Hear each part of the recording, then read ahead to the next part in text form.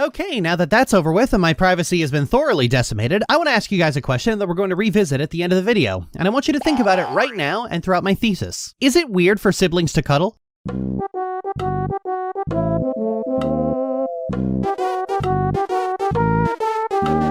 When it comes to writing relationships, I feel like you can chart them on a quadrant between platonic and romantic, as well as the level of intimacy between them. As a writer, I used to think I only liked writing romantic relationships, but as the years have gone on, I realized I really like writing high intimacy relationships. I love writing characters who have a favorite person, be that their partner, their best friend, or their sibling, and being an unbearable simp for them and cherishing them to a degree that some might find excessive. You know that meme, you know the friendship's real when there's a rumor you're gay for each other? That is exclusively what I write. Part of this reflects my own relationship with love, where I feel it very strongly and very openly, a side effect from years of abuse fucking up my entire love map, which I've just come to embrace wholeheartedly. I wrote this video on a call with one of my best friends and had to stop every few minutes to smother them in compliments. Hell, when I still had Tumblr, it was basically the Lily must shower her wife in affection every 5 minutes or she will literally die website. The last time I saw my brother, I gave him a hug that he found uncharacteristically saccharine. Hell, my brother called me up to talk about a mutual relative's tirades and delusional rants, and then asked me if I was okay given I was getting the worst of it. And I swear to God, I fucking cried because nobody in my family had ever asked if I'm okay, and I'm an emotionally raw bitch. Anyway, I like to reflect this in my writing, but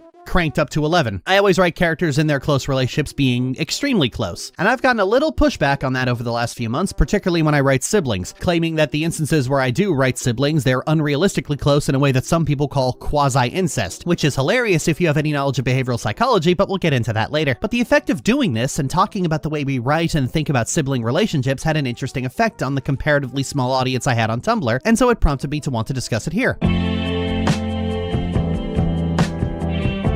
So let me ask you something.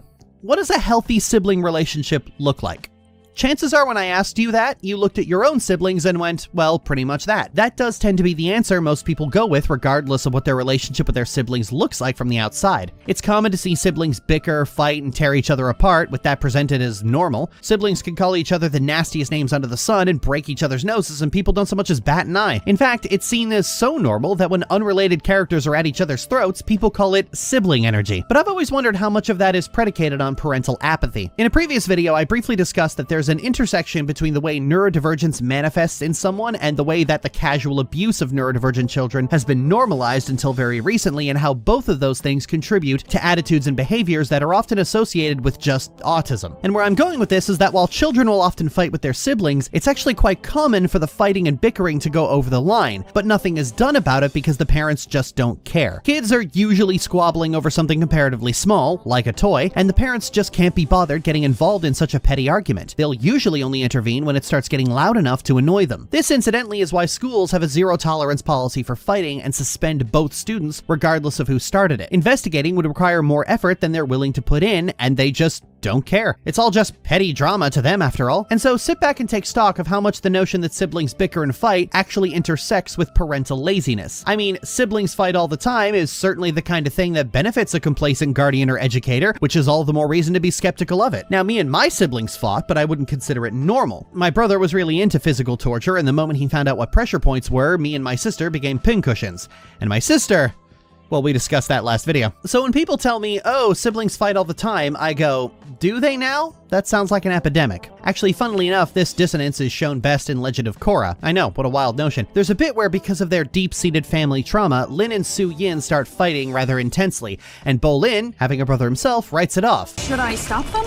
You don't have any siblings. Fighting is all part of the healing process. But then immediately after, Opal stops the fight and makes exactly the kind of observation that a healthy person who isn't aware of the bad blood, between them would make. What are you two doing? You're sisters! Why would you want to hurt each other? Of course, we know why. They may be sisters by blood, but they come from a broken home by the most emotionally constipated woman in the world, so they weren't really encouraged to love each other, and they ultimately grew to resent one another. Bolin tries to write this off as, well, that's siblings for you, but he could not be more wrong. This is a very specific and deep-seated set of family issues. Bolin doesn't know either of them very well, and he just superimposes his own experiences onto Lin and Su, and doesn't think about it any further than that. But I have no such rose-colored glasses. My upbringing upbringing was so bad and so traumatic that there's no way I could possibly view it as normal. So for me, I've always been extremely creeped out by the way we normalize casual toxicity between siblings, because I have first-hand experience with the fact that casual toxicity doesn't ever really stay that way, because the environment that creates that kind of constant bickering never really causes that bickering to cap. Siblings who bicker and fight all the time do so because they have differences that causes them to clash, and they don't have the conflict resolution skills to handle it, and their parents don't step in. And they don't step in because they view children fighting and the things they're fighting over as so beneath them that they can't be bothered to care unless the noise personally annoys them. So the problems just get bigger and bigger as the children get older and get into bigger and bigger arguments. This casual disregard for the realities of what it's like being a child is what allows most bullying at school and at home to go unchallenged. And because the adults in their lives aren't doing anything, children grow up thinking it's normal. They grow up thinking getting bullied at school is just something that happens, and they'll often say this out loud with their whole pussy. When I complained about how my sister treated me, my father responded with, "Well, that's how me and my siblings were." Of course, it wasn't. The two experiences were very different, and if they aren't, I feel like I need to drag him into therapy immediately. And this has lasting effects in other areas. When you're conditioned your entire life to view toxicity between siblings as normal, you'll view siblings who actually love and cherish each other to be strange and bizarre and too close. All of this has brought me to the Overton window. The Overton window is a political concept wherein what the majority of voters find acceptable and radical is related to where policy currently resides. And to enact more radical policies, you have to enact less radical policies to shift that window. Basically, people get accustomed to how things are, and most people don't like drastic change, but make incremental change, and most schmucks won't notice it. And I'm of the opinion that the way we perceive relationships also has its own Overton window. This is informed by environment, upbringing, and media. And coupled with the media getting really creepily into toxic relationships across the board, with the increased trend towards stories about abusive partners or abusive siblings, or both, and the average person taking part in Twit Course being about 15, having only 3 brain cells, and having been irony poisoned by AO3, that Overton window is shifted into the red quite a bit over the years. I've been thinking about this regarding romantic relationships a lot, such as the way some absolute morons called Charlie and Vaggie unseasoned Yuri, which tells me you've never had a relationship last more than 5 months, but this has been the undercurrent of sibling relationships for a very long time, arguably even more because there's an actual real-world issue for people to weaponize to put this discussion in the grave, no pun intended. I mentioned when discussing Avatar that the relationship between Zuko and Azula is often recognized for the crushing tragedy that it is, with the way their father pitted them against each other in the aim of keeping them loyal, because his children were twice the firebenders he would ever be. To most people, Zuko and Azula feel like typical siblings 90% of the time, until the 3rd season when Azula starts actively trying to murder him. In reality, Zuko and Azula have this tense rivalry that goes beyond the bounds of acceptable 90% of the time, until the 3rd season where they both simmer down just a bit for a few episodes. You can count the number of times Azula isn't riling up her brother on one hand, and that's what makes them stand out because they're unusual for the both of them. It's very small moments where they defy their father, something Zuko ultimately does permanently and Azula ends up reneging on. The one that sticks out to me the most is in Zuko Alone. Lily, Azula's a complete demon in Zuko Alone. Really? Here's a question for you. When Azula tells Zuko that their father is going to kill him, is she taunting him or warning him? You'd think taunting him because she does it all playfully while singing, but that's only if you're focused entirely on tone and vibes, in which case you're a Twitter user and therefore illiterate. But we know for a fact that Ozai was going to do it. He admitted it later. So Azula was telling him the truth, and then told their mother immediately afterward. Whatever her motive, Azula ultimately saved her brother's life. Zuko and Azula are a prime example of a scapegoat-golden child dynamic. The scapegoat is abused directly, and the golden child used as an example to shame them, but ultimately grows disillusioned and escapes, while the golden child is abused indirectly and used as a cudgel against their sibling, and ultimately breaks down and has a much harder adult life because their development was sabotaged. Children who are raised to take part in abuse often tend to be angrier and more aggressive people in their adulthood, trying to continue that pattern of blaming the scapegoat for everything. But what makes Zuko and Azula so interesting is that you're never at any point given the notion that this was inevitable. You can see every point where they could break the chains of their father's abuse and just don't, either because they're still in denial or they're just after power. And while I put all this on their father, for being honest, their mother wasn't exactly a good parent, insufferable boy mom that she is. However, and this is the part that most people don't touch on at all, their direct contrast to the other siblings in the show Katara and Sokka. Where Zuko and Azula were pitted in rivalry by their father, Katara and Sokka grew up with only each other. They lost their mother at an early age and their father shortly afterward, both in different ways due to war. Well, that sounds familiar. And mostly stayed glued to each other's hips out of a need for survival, and that's something that never really changes for them. When they find the Avatar and Katara decides to take him to the North Pole, Sokka's right there with her. And while they do fight and argue, it's never without reason, often being provoked or result of being agitated or exhausted. Also, Sokka's a chauvinistic dick, and Katara has a shorter fuse than a pressure cooker bomb. But in spite of that, you see a lot of signs of very deep and profound love between them. Two moments stick out to me immediately. In The Deserter, Aang burns Katara when he recklessly jumps the gun with firebending. Sokka, who had been warning him the entire episode that this was dangerous, is pissed and fucking tackles him to the ground. Katara, I'm so... I told you we shouldn't mess around with this! Look what you did! You burned my sister! This is an especially touchy nerve for Sokka because he's already lost family to firebenders, so potentially losing the only family he has left to a reckless and impulsive avatar, firebending, strikes a pretty deep chord with him.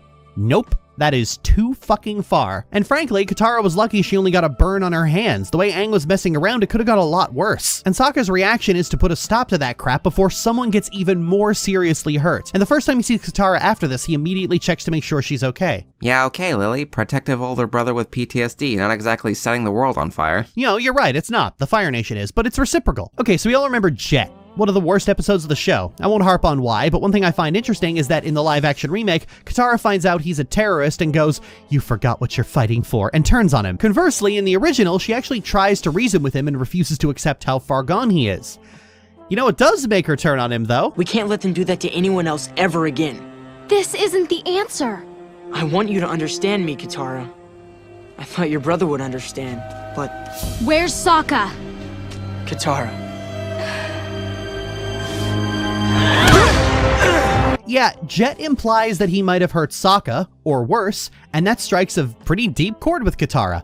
Nope. That is too fucking far. Again, Katara's lost family to war already, so the moment she thinks her family has been hurt by it again, she immediately brings down the pain on the one responsible. And when Sokka turns out to be alive, the relief on her face is palpable. The two of them have had nobody but each other for the last 2 years, and so the last thing they want to lose is each other. This is also reflected in action scenes for the first and second season, where the two often fight together, or at least are always watching each other's backs.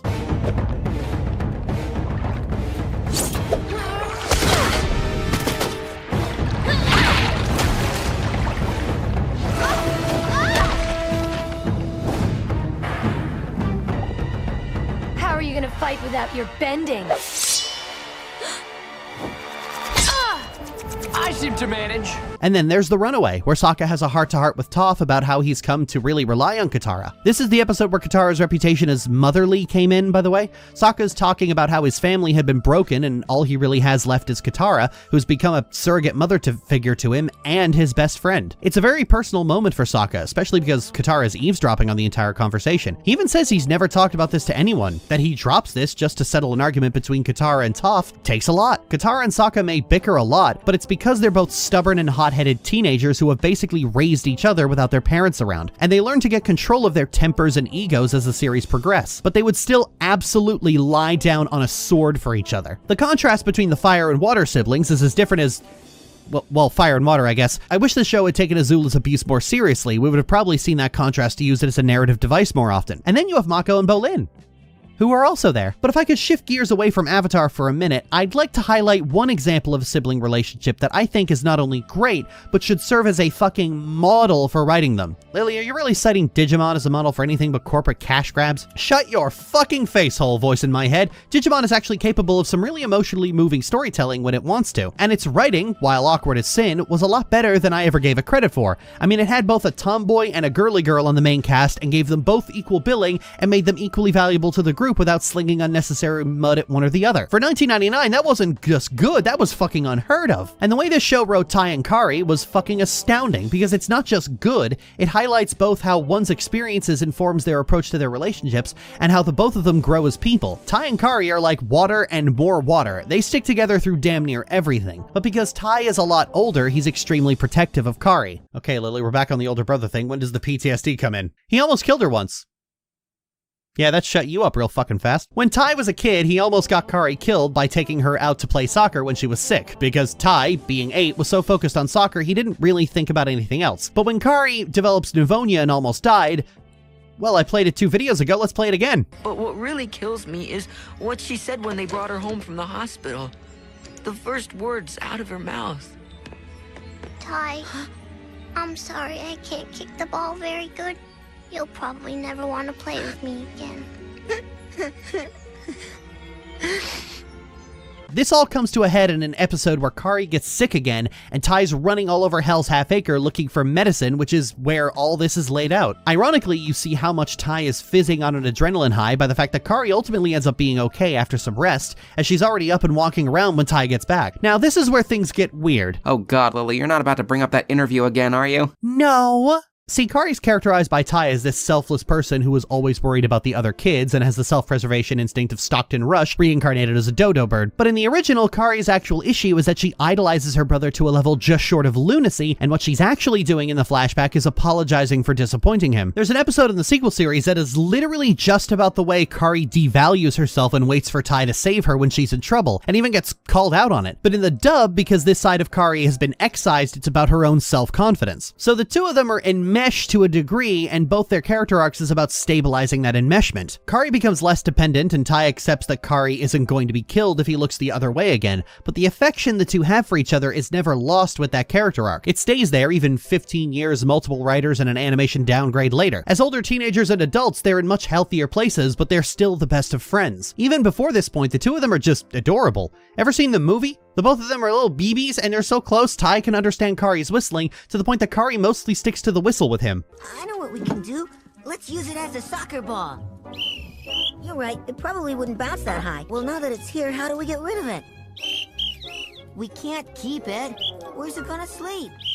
Oh no, not in my bed. Fine, then it sleeps on the couch. Saruman, what are you anyway? I'm a Digimon, short for digital monster. I'm from the digital world.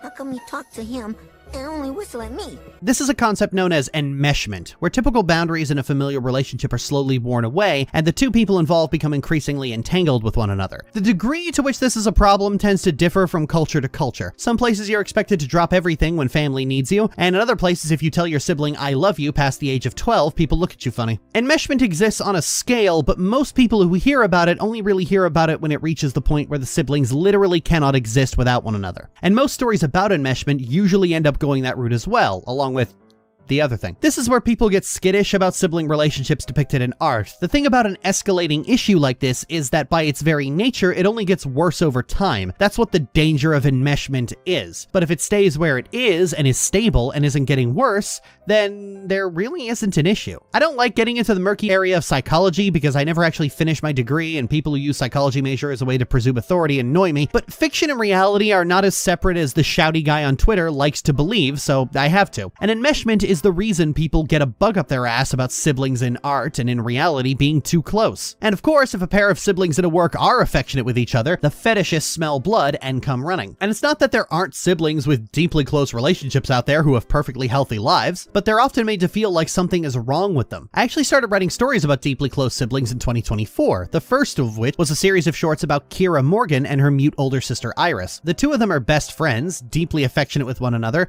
Kira can understand Iris on a level nobody else can, and they live together practically their entire lives. Iris adores her sister, and when Kira gets married, she adores her wife as well. It's all very cute as they emotionally support each other through everything. And it was branded as emotional incest by the deranged fucks who stalk my every move within a day, because they cuddled and told each other they loved each other. But that's par for the course for this crowd that tails me like a pack of vaguely confused ducklings. But the thing that I found really interesting was the replies filled with people talking about how it had tugged at a heartstring they didn't know they had. One person said it resonated with them as someone who also cuddled with their sibling. A few others matched that sentiment, and others even said they had to call their siblings after reading it just to tell them they loved them. Someone's brother was probably getting an unusual call that day. Sorry if you thought your sister was dying, dude. But it made me realize that while rather suspicious people are quick to scream too close if siblings don't hate each other, there's an underserved audience who would quite like to see sibling relationships that are affectionate and close without it getting weird. Worse even, there are people out there being made to feel weird about a perfectly normal platonic relationship just because a bunch of weirdos don't want to accept that they kinda had shit childhoods. Look, I'm gonna say it right here. Unless you're fucking, or you can't have any other meaningful connections with other people, then the truth is that whatever boundaries you have with your sibling are fine for you. But Lily, if siblings are cuddling and telling each other how much they mean to each other, that's a sign of something icky. Icky? What are you, 5? That's incesty. Do you want to have that conversation? Because I know you don't. I know you think partaking in that conversation at all is suspicious. Too late, you started it, now you're gonna lie in it. See, the thing about incest is that it doesn't actually emerge from supportive, loving relationships. You take 2 siblings who adore and cherish each other and who are also capable of having healthy relationships with other people, and the likelihood they're going to fall in love with each other is like 1%. Incest is predominantly abusive, and if it's not abusive, it's coercive, and if it's not coercive, it's codependent, and if it's not codependent, it's statistically irrelevant. A lot has to have gone wrong before a pair of siblings gets to this point.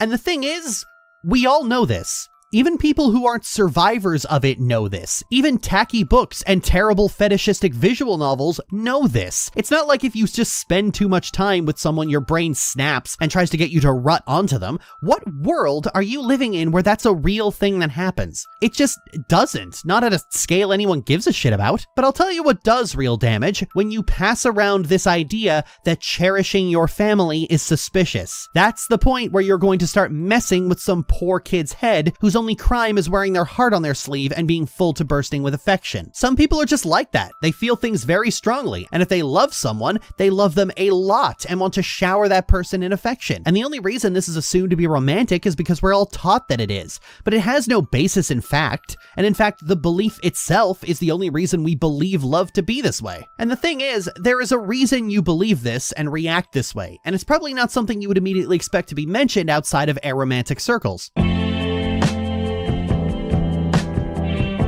Amatonormativity is the widespread assumption that everyone is better off in an exclusive, romantic, long-term relationship, and that everyone is seeking such a relationship. This belief permeates cultures all around the world. It puts pressure on single people to find relationships. It often dismisses the existence of asexual or aromantic people as being just a phase, and it devalues platonic intimacy to the point of near meaninglessness. It's so widespread in its overwhelming dominance of the world that some people are making up new words to describe high-intimacy friendships because, while it's appropriate, love has been so intrinsically tied to romance that people trying to put value on other kinds of love recoil from it in droves. The idea of having a close, loving, affectionate, and even emotionally intimate relationship with someone who isn't a romantic partner is completely anathema to many people. In most people's eyes, everyone is looking for romantic love, so anything that looks like emotional intimacy must be romantic love. Have a friend you're really close with? Clearly there's something between them. Been living with the same roommate for years? Oh, there must be sparks. My personal favorite example of this is the Coming Home ad, which is probably the patron saint of Are the Straights Okay? The Coming Home ad, Lil? The Folgers incest ad. Oh. Yeah, there we go. In this commercial, a guy comes home for Christmas after being away in Africa for dark lady knows how long, but it's implied to have been more than a year, and his sister clearly missed him and is just glad that he's home. That's it.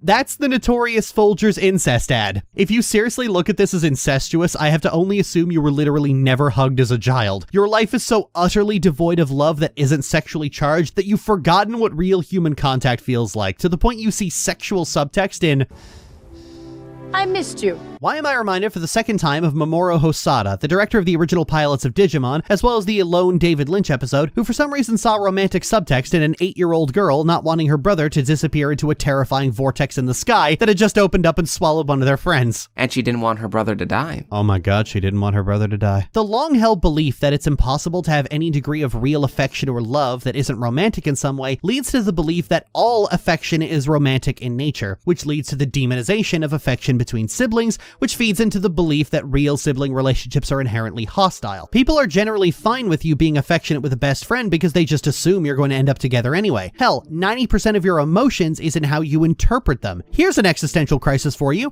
Are you really in love with that person, or is that just how you've been taught to interpret those feelings? Everything's a social construct after all. But you know, I'd like to offer an alternative to amatonormativity. I think everyone craves intimacy in their life in some form. Whether that's a romantic partner, a best friend, or family they're very close to, everyone craves at least one relationship that has a lot of deep personal affection. You can see this in the language people use. How many times have people had a best friend that they adore and then said they love them like siblings? How many times have people called their sibling their best friend? Hell, it's expected of people that their spouse is their best friend in some way, and the best friend is the first person people think of when they're looking for a romantic relationship. There's an old adage of marry your best friend. Hell, when you get married to someone, their parents become your parents and their siblings become your siblings, and what the hell does that say about a spouse?